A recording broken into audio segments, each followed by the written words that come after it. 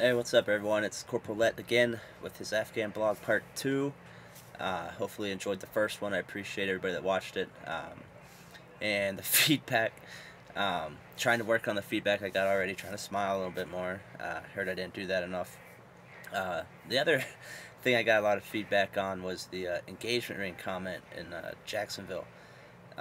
Just for the record, I did not pawn any engagement rings in Jacksonville, North Carolina. I guess it was just my pathetic way of referencing there being a lot of pawn shops there. So I'll squash that right now. Nothing actually was pawned.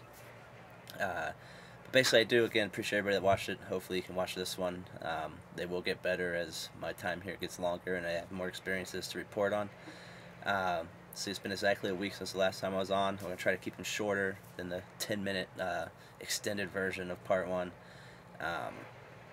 Basically, I know the Super Bowl just went down. It was at 3 a.m. on that Monday morning here locally.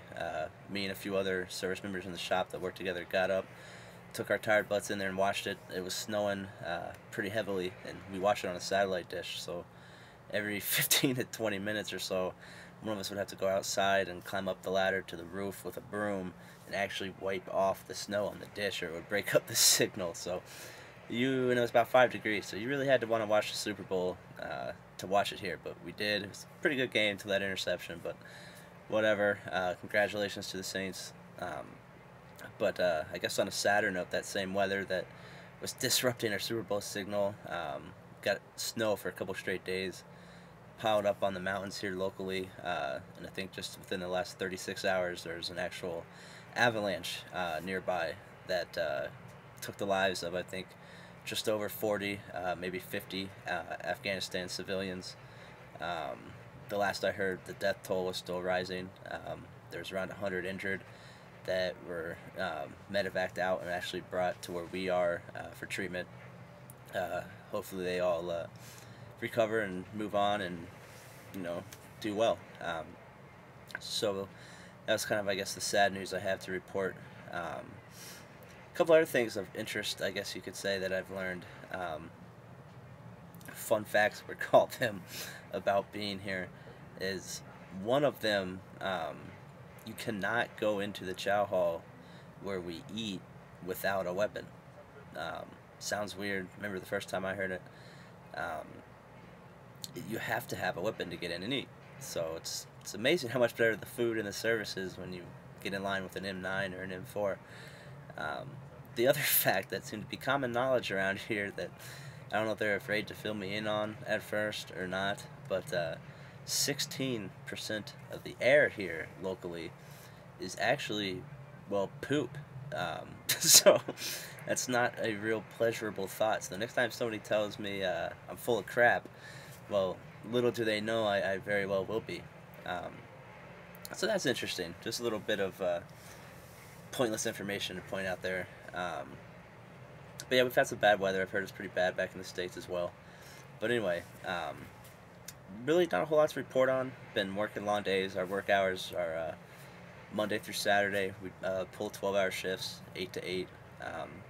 Sunday is kind of your day off, but there's only really one place to go here as far as when we have downtime, and that's where we work, because that's where the internet is. That's where most of the best electricity, and it's just kind of, even on your days off, you find yourself in there more than you would anywhere else or any other situation. I just asked people to come back. Hopefully you guys watch this, spread the word. Let's see how many people can watch it.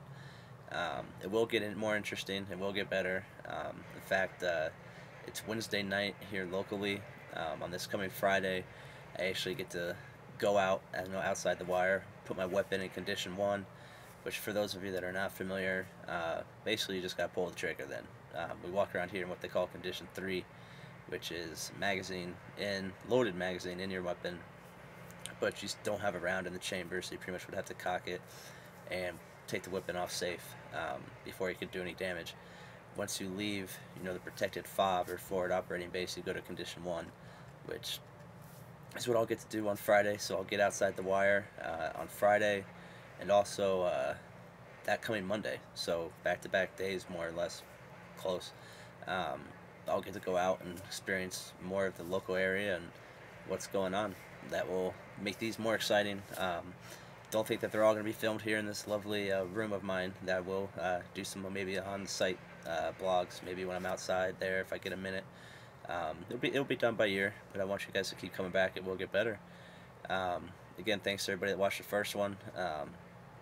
Really, again, not a whole lot to report on. It's been cold as balls here lately, 5 to 10 degrees most of the time. Got some snow, ice. Just getting by, doing the daily grind here, and been here about 2 weeks now. My feet feel a little more planted. It's not too bad. Long way to go, and a lot more of these to go, and they will get better. So stay tuned, be patient. A real quick, I guess shout out, if you want to call it, to my mom, my sister, Jason. My sister's boyfriend is Jason. Then Jason, my roommate, back to where I was stationed. I love you guys. I miss you all. I don't think I have to tell the two Jasons. I don't really love them, but I think they know what I mean. I'll be in touch with you guys when I can. Until then, I hope you watch this. Take care. I'll be back soon. Probably try to do another one Monday after I get back from the second trip outside the wire, and kind of fill you in from there on how that was. And maybe, like I said, hey, maybe I'll do one from there. So we shall see. But until then, it's Corporal Lett. And just be happy that where you are, there's not shit in the air. I'll see you next time.